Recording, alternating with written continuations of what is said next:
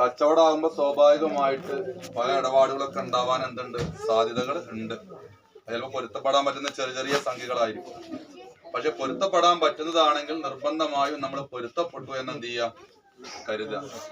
പൊരുത്തപ്പെടാൻ സാധ്യമാവാത്തതാണെങ്കിൽ അദ്ദേഹത്തിന്റെ മകനുമായി ബന്ധപ്പെട്ട് ആ ഇടപാടുകൾ തീർക്കണം. അദ്ദേഹത്തിന്റെ പാരത്രികമായ ലോകത്തേക്ക് ഒരു ബാധ്യതയായി വെക്കരുത് എന്ന് ഓർമ്മപ്പെടുത്തുകയാണ്. വാക്കാലോ പ്രവർത്തനത്താലോ സ്വാഭാവികമായി എന്തെങ്കിലുമൊക്കെ ആർക്കെങ്കിലും അനിഷ്ടങ്ങൾ സംഭവിച്ചിട്ടുണ്ടെങ്കിൽ നാളെ നമുക്കും ഇതുപോലത്തെ ഒരവസ്ഥ വരാറുണ്ട് എന്ന ചിന്തയോടുകൂടെ എല്ലാവരും മനുഷ്യന്മാരാണ്. ചിലപ്പോൾ നമ്മുടെ വാക്കും പ്രവർത്തനം മറ്റൊരാൾക്ക് ഇഷ്ടപ്പെട്ടോളം എന്നില്ല. അതൊക്കെ സ്വാഭാവികമാണ്. അതൊന്നും ആരുടെയും മനസ്സിൽ ഒന്നും വെക്കാതെ അദ്ദേഹത്തിന്റെ പാരത്രികമായ ലോകത്തെ രക്ഷയ്ക്ക് വേണ്ടി, വിജയത്തിന് വേണ്ടി നിങ്ങളൊക്കെ വിട്ടുപുറത്ത് മാപ്പാക്കി എന്ന് കരുതുക. അള്ളാഹു അദ്ദേഹത്തിന് പുറത്തു കൊടുക്കട്ടെ. പിന്നെ പ്രത്യേകിച്ച് അറിയാനുള്ളത്, ഇനി നമ്മെ സംബന്ധിച്ചോളം, അദ്ദേഹത്തെ സംബന്ധിച്ചോളം, അദ്ദേഹത്തിന് സ്വന്തമായി പാരത്രികമായ ലോകത്ത് രക്ഷപ്പെടാനുള്ള വഴികളൊന്നുമില്ല. അദ്ദേഹം ചെയ്ത അമലുകളുടെ തോതനുസരിച്ചുകൊണ്ട് വിജയപരാജയങ്ങൾ അദ്ദേഹത്തിന് ഉണ്ടാവും. പക്ഷെ നമ്മളെ കൊണ്ട് അദ്ദേഹത്തെ രക്ഷപ്പെടുത്താൻ ഇനി എന്ത് ചെയ്യും, കഴിയും. അപ്പൊ നമ്മളൊക്കെ പരസ്പരം അങ്ങോട്ടും ഇങ്ങോട്ടും കടമയും കടപ്പാടും ഉള്ളവരാണ്. ഏറ്റവും വലുത് മനുഷ്യൻ ആഗ്രഹിക്കുന്നത്, നിങ്ങളെ സഹായം ഞാൻ ആഗ്രഹിക്കുന്നത് ജീവിതകാലത്തല്ല. ജീവിതകാലത്ത് ഒരു പക്ഷേ നിങ്ങളിൽ നിന്ന് കിട്ടിയില്ലെങ്കിലും വേറൊരാൾ എനിക്ക് തരാണ്ട്. മരണശേഷമാണ് നിങ്ങളുടെ ഒക്കെ പ്രാർത്ഥന ഏറ്റവും കൂടുതൽ ഞാൻ ആഗ്രഹിക്കുന്നത്. നിങ്ങളും അങ്ങനെ തന്നെയാണ്. അപ്പൊ നമ്മുടെ പ്രിയപ്പെട്ട സ്നേഹിതന് വേണ്ടി നമ്മൾ ഒറ്റയായും കൂട്ടമായും ഒക്കെ ഉള്ള പ്രാർത്ഥനയിൽ നമ്മൾ എന്ത് ചെയ്യുക, ഇടം കൊടുക്കുക. അള്ളാഹു മഗ്ഫിറത്ത് നൽകി അനുഗ്രഹിക്കട്ടെ. അവരുടെ പേരിൽ ഇന്ന് മുതൽ 3 ദിവസം, ഇന്ന് നമ്മൾ വന്നതുപോലെ ക്ഷണിക്കാതെ വരൽ സുന്നത്തുള്ള ഒരു ദിവസങ്ങളാണ്. താസിയത്ത് പറയും. അത് 3 എന്ന് കണക്കല്ല. ഇന്ന് മുതൽ 3 ദിവസം ഏത് സമയങ്ങളും നമുക്ക് ഈ വീട്ടിൽ വരാം. മരണപ്പെട്ട മയ്യത്തിന് വേണ്ടി നമുക്ക് ദുആ ചെയ്യാം, കുടുംബത്തെ ആശ്വസിപ്പിക്കാം. ഇതൊക്കെ സുന്നത്താണ്. ശനിയാഴ്ച ഇൻഷാ അല്ലാഹ് ഒരു സമയം, എല്ലാ ദിവസവും മഗ്‌രിബിക്ക് ശേഷമായിരിക്കും മൗലൂദ് ഉണ്ടാവുക. അപ്പൊ ശനിയാഴ്ച സാധാരണ നമ്മുടെ നാട്ടിലൊക്കെ 3-ന്റെ ഒരു 10 മണിക്ക് സിയാർത്ത് ചെയ്ത് അങ്ങനെ മൗലൂദ് ഓതലാണ് പതിവ്. പക്ഷെ ഇവിടെ അന്നത്തെ നീർച്ചയും റാലിയൊക്കെ ആയതുകൊണ്ട് ആ സാധാരണ മൗലൂദ് ഓതുന്ന അതേ സമയത്ത് തന്നെയാണ് 3 ഉണ്ടാകുക എന്ന് പ്രത്യേകം ഉണ്ടായിട്ടുണ്ട്. മഗ്‌രിബിക്ക് ശേഷം ഉണ്ടാവുക എന്ന് അറിയിച്ചിട്ടുണ്ട്.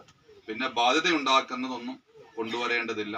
കൂട്ടത്തിൽ ഓർമ്മപ്പെടുത്താണ്, നമ്മൾ ഒരാളോടത്തേക്ക് ഒരു ചീതി കൊണ്ടേ കൊടുത്ത് അത് തിരിച്ചു കൊടുക്കൽ നമ്മുടെ പേരിൽ എന്തൊന്നുമല്ല, നിർബന്ധമൊന്നുമല്ല. അത് പിന്നെ നമ്മളൊരു നാട്ട് ആചാരമായിട്ട് അങ്ങനെ എന്ത് ചെയ്തു പോന്നു. അത് കൊടുന്നില്ല, അല്ലെങ്കിൽ കൊണ്ടു കൊടുക്കുക, നമ്മൾ മേടിച്ചു, അത് തിരിച്ചു കൊടുത്തേ പറ്റുള്ളൂ. ഈ ഹക്കടപാടി എന്നുള്ള അതൊക്കെ ഹദിയകളാണ്. അത് ഒരാളെ ബഹുമാനിച്ച് അല്ലെങ്കിൽ ഒരാളുടെ ദുഃഖത്തിൽ പങ്കുചേരാൻ വേണ്ടി ആവശ്യമായ കാര്യങ്ങളൊക്കെ എന്ത് ചെയ്യുക, കൊണ്ടുവരാന്നുള്ളതൊക്കെ ഹദിയകളാണ്. ഏതായാലും ഒരു പ്രയാസപ്പെട്ട ആരും എന്താവേണ്ടതില്ല, കൊണ്ടുവരേണ്ടതില്ല എന്ന് കുടുംബം പ്രത്യേകം ഉണ്ടായിട്ടുണ്ട് അറിയിച്ചത്. അതായത് നമ്മളുണ്ടാവില്ല എങ്ങനെ ഇപ്പൊ ഒന്നുമില്ലാതെ പോകുക എന്ന് കരുതി പോവുക, ആ ഒരു ചിന്തയോടെ ആരും ഒരു എന്ത് ചെയ്യണ്ട, കൊണ്ടുവരണ്ട എന്നുള്ളതാണ് ആ പറഞ്ഞതിന്റെ അർത്ഥം. പിന്നീട് 7 ഇൻഷാ അല്ലാഹ് അടുത്ത ബുധനാഴ്ചയാണ് വരിക.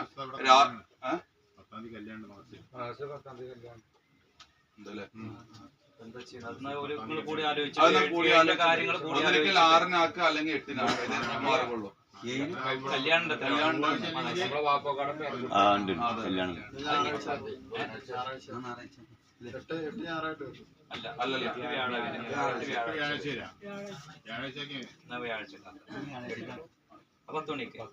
അപ്പൊ 8-ന് അടുത്ത വ്യാഴാഴ്ച തന്നെ ഈ ദിവസം, അടുത്ത ഈ ദിവസം ഇൻഷാ അല്ലാഹ് 10 മണിക്ക് നമ്മുടെ മദ്രസയിൽ വെച്ച് എന്ത് ചെയ്യും.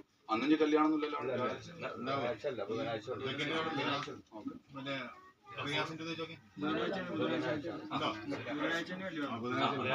അപ്പൊ ഇൻഷാ അല്ലാഹ് വ്യാഴാഴ്ച 7 വരെ ബുധനാഴ്ചയാണ്. അന്ന് നമ്മുടെ മദ്രസയിൽ കല്യാണാണ്.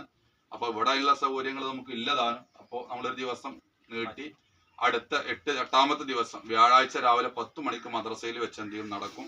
ഇതൊരു ക്ഷണമായി സ്വീകരിക്കുക, എല്ലാവരും ഒത്തപ്പെടുക. അള്ളാഹു പ്രിയപ്പെട്ട സഹീദിന് മഗ്‌ഫിറത്തും മർഹമത്തും നൽകി അനുഗ്രഹിക്കട്ടെ. പിന്നെ നമ്മൾ ദുആ ചെയ്താൽ നേരെ എല്ലാവരും കൊറ്റൂട് പള്ളിയിലേക്ക് നടക്കുക. വാഹനത്തിലാണല്ലോ കൊണ്ടുപോകുന്നത്. വേഗം ചെന്ന് ഉള്ളൂർത്ത് പള്ളിയിൽ എന്ത് ചെയ്യുക, കയറുക. അൽ ഫാത്തിഹ.